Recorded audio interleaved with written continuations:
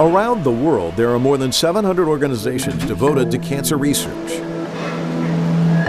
Seastone is one of them. The side effects is really you have a dry mouth. I traveled to Beijing to meet Frank to find out how he started on this journey to cure cancer. When I was very young, I lived in a neighborhood where there are a lot of physicians, scientists working at medical school and the hospitals. Talking to them just randomly and learn a lot of stories about how saving lives and making people feel better. I initially thought it was just cool, and if I were to grow up, and I want to be part of that. So the interest really started from helping people, relieving the pain from the patient, and eventually they feel better. When you actually get to the medical school, it's not just a cool part, it's a tremendous responsibility that you have. And patients' life, their families' well-being is all in your hand, so to speak. What was the most difficult part of that, and what was the most rewarding for you once you really entered it? Yeah, so when you, in the daily treatment with patient or encounter with patient in the clinic or in the ward, that when you see a very sick patient come in, and after your treatment, you're providing help, your approach to that patient, he gets better, and he eventually discharged from the hospital and have a normal life. And that's obviously the most rewarding that you have. You hope that you've done something to that part. And obviously the challenge part is that whenever we seeing patients come in and they have these deadly disease, cancer for example, and you tried everything. You tried all the knowledge you have, you consulted the best people that you know of, and you provide medicine you have available for that patient. But you find that we just short of a miracle to save that patient's life. And this is probably part of the reason that I started to really thinking of the research part, to find a better medicine, hopefully one day a miracle medicine. Frank has more than 25 years of clinical research experience in the United States, Canada, and China. He received his medical degree from Nanjing Medical University and his PhD in immunology and biochemistry from the University of British Columbia. Frank started Seastone in 2015, which is devoted to developing new drugs for cancer. His latest treatment? Immunotherapy. This has been hailed as a miracle medicine, using the body's own immune system to fight cancer cells. Seastone is one of many companies developing these types of inhibitor prescription drugs. About 3-4 years ago, people started to think, well, normal people have cancer cells every day. Well, we don't develop cancer. There must be something else is going on here. Our own immune system, our own defense system. It's called immunity. So the major immunity is a T cell or a lymphocyte, or one of the things. So we're saying, can we find out what happened in the cancer environment? Why our immune system is not working as what they should be? It turns out to be that when you have cancer, in many cases, cancer develops something very tricky. They develop a brake. The brake is tapped on our immune cell, T cells. Therefore, our T cell is not working, so therefore they can grow and cancer can do all the badness thing. So we identify which is the brake. The brake is a PD-1, PD-L1. So this is just most recent is very popular. And if you can find an inhibitor, antidote of PD-1, PD-L1, therefore you unleash the brake, and T cell become strong, and then they kill. Yes, and for the very first time, Mike, this is very exciting. For the very first time, there are in certain cancer with PD-1, PD-L1 inhibitor, patients get totally cured. Cancer are gone. So that's number one. The feature is some of the cancer, obviously. Unfortunately, it's not 100%, like we're talking about 20% of the people who are benefited, but they're benefited real. This has never happened with chemo surgery. Now, Secondly, the breadth of the cancer type, it's not just one or two, it's like a 30. The U.S. Food and Drug Administration has approved 6 of these types of immunotherapy drugs to treat 14 types of cancer as of 2019. China has approved 5. Seastone is testing new versions of these protein inhibitor drugs. In one of its clinical trials on esophageal cancer, nearly 78% of patients saw their cancer shrink in size. And while the process to develop a new drug in China has become more efficient, it is still a costly and time-consuming one. So you have 15 oncology drugs right now that you're working on, is that right? Right. So 10 of those are already in the clinic. 5 of those are in the what we call late-stage clinical trials, in the registrational trials, and therefore, if they were successful, and they will be put on new drug application, and usually a year or so after that will be launched in the market. So is it interesting because sometimes you think this is the one, and then maybe it's the one you don't think is going to be the big hit, and then it becomes the hit? Yeah, so in most cases, we know that the cancer type that you're working on, if that becomes successful, for example, lung cancer I mentioned to you, we are working on stage 4 lung cancer as a first-line therapy using our PD-L1 combined with the chemotherapy. Now, if that one becomes successful, it's going to be a huge number of patients that will be benefited. And we're anticipating the top-line results the 3rd quarter next year. There are some smaller indications. For example, we're also working on a very specialized, it's called the NKT lymphoma. And it's altogether about 3,900 cases a year in China. But the fact that we have seen very interesting response rate from patients on this drug, we were very exciting. So we wouldn't be surprised the market for that will be extremely small, but still answering the unmet medical needs.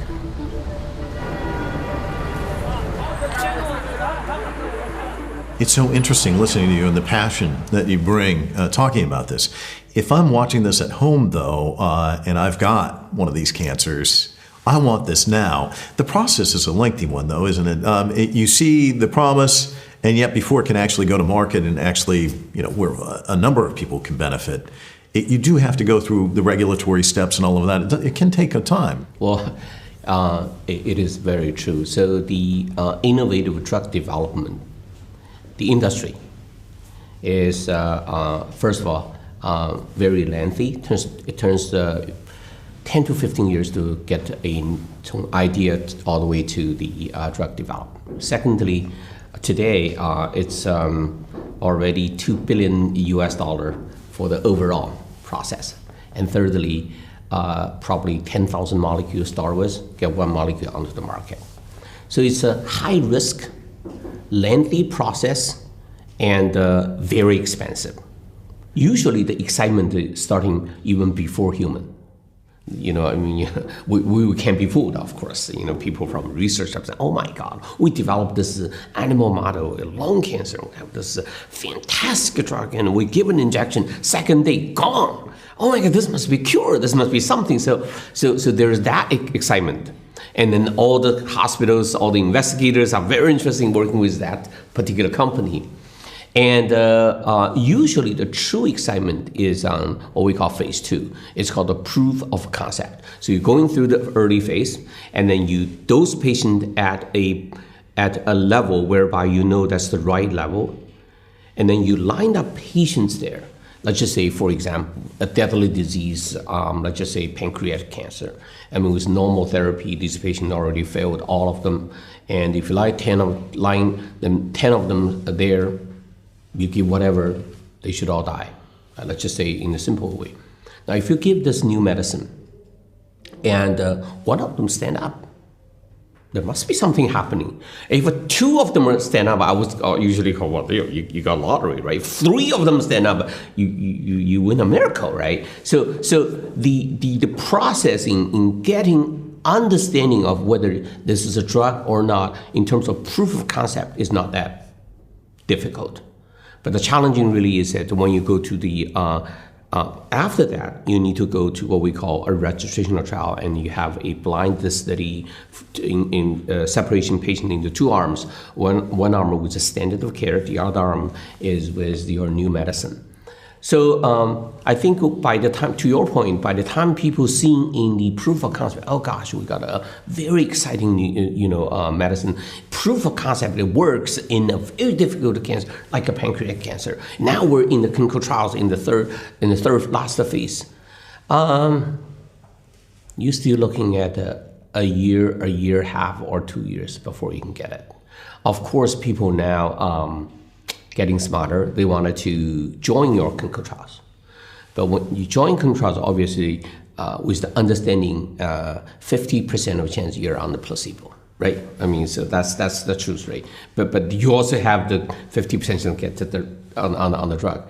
But again, since it's clinical trials, so there's no guarantee that even though you're on the drug side, that you're going to be benefit. So it's only after the clinical trials, after phase 3 studies, after the registrational studies, all the data have been taken look very carefully, and the decision can be made that this is a new medicine that can cure the cancer.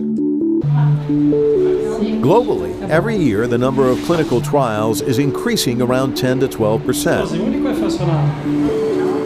At Seastone, Frank estimates the success rate of clinical trials from phase 1 to phase 3 is about 10%, which means bringing innovative therapies to market has its challenges. So what keeps you up at night? Yeah, so obviously when we are doing clinical trials, that how that patient is responding to my drugs, right? Are there any side effects? Are there things that I could do better to prevent that from happening?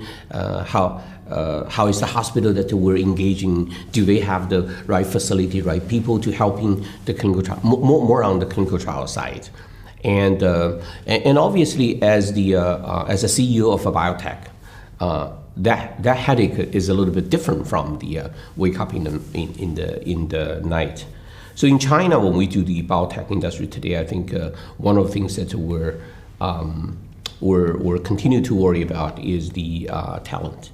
We need to have people who can do the innovative medicine in China. I mean, U.S. has advanced so many years, and we're starting the biotech industry in China. And this is probably a lot we'll talk about. What happened in China all of a sudden from a generic country into a innovative field.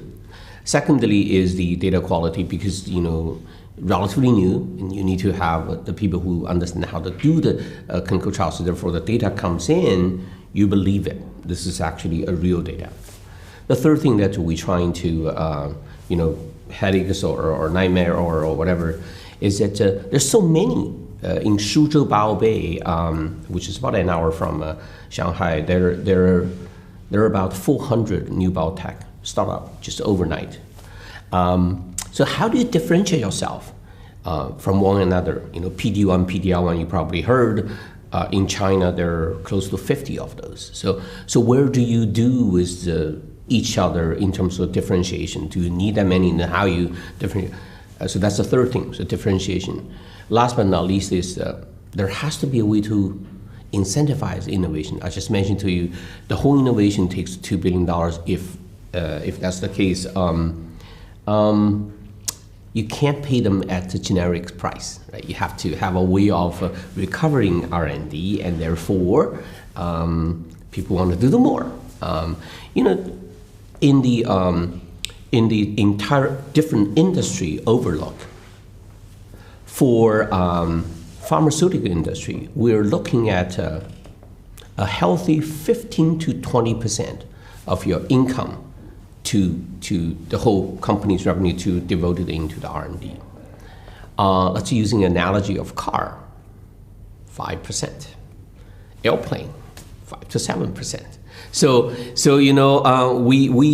we devote tremendous amount of revenue to do research and development for better medicine, for better. You would think that car, you're running car every day, single day, and the safety is very important. You try to get to, you should probably invest a lot more money to make us safe on the road. But if that's 5% is a standard, then you can see we're 3-4 times more. More than a century ago, physicians first recognized the potential of the body's own immune system to fight cancer. In the past couple of decades, researchers have made significant strides in understanding how to harness our own immunity for healing. In 2010, the U.S. Food and Drug Administration approved the first cancer immunotherapy treatment for prostate cancer. But science is advancing, probably remarkably, since you decided to enter the research field. Can you walk us through that? I mean, what have you seen, and how remarkable is it? And do you sit there and think, do you have a vision forward? Wow, in 5 years this could happen, or 10 years this could happen, or is it too hard to do that? Yeah, I think that's a very interesting question. So what we're seeing today in the clinical setting, meaning in the patient bedside, versus what we're seeing in the research, what we call bench side. You're absolutely right. In the 1980s or 90s, the science has advanced so much. We understand the molecular biology at very detailed level. We can actually mimicking disease in the animal, in the rat. When I was at Eli Lilly and Company, that was in 2000. We had tried to overcome a disease called sepsis. Sepsis meaning a severe infection leading to the multiple organ damage and eventually the patient died. One of the mechanisms is considering by severe infection. So we're actually mimicking a mouse model whereby the mouse will develop, the rat mouse, will develop sepsis. And we're thinking this is because of the infection and therefore there is an inflammatory process. This is a little bit mumbo jumbo of science. So we develop an antidote, and we inject that antidote, is TNF, a tumor necrosis factor, to these infected mouse. These mouse presented just like a human sepsis. They have multiple organ failure and blah, blah, blah. And we're so excited and injected the antidote. Mouse survived. Oh my God, we were like a jump up and down. So now we have a miracle in our hand. This is 700,000 people's incidence in the US. I mean, if you can get something like that, that will be like a brand new medicine. That's like innovation. That's the rewarding of what we do. We use that medicine and we apply to what we call clinical trials. Patients coming with sepsis, and we trial them with the new medicine versus the standard of care. Guess what? We didn't get to where we wanted. The study failed. Now that tells one thing. So the science has advanced a lot, tremendously. But our human biology, especially human disease biology, we have to be very humble that we know very little.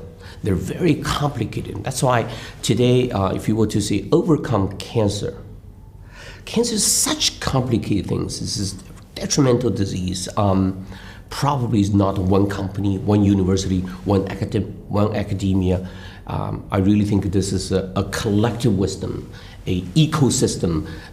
It really takes a whole mountain to get the system down. So science has advanced, but not to a point whereby it can overcome some very complicated issues.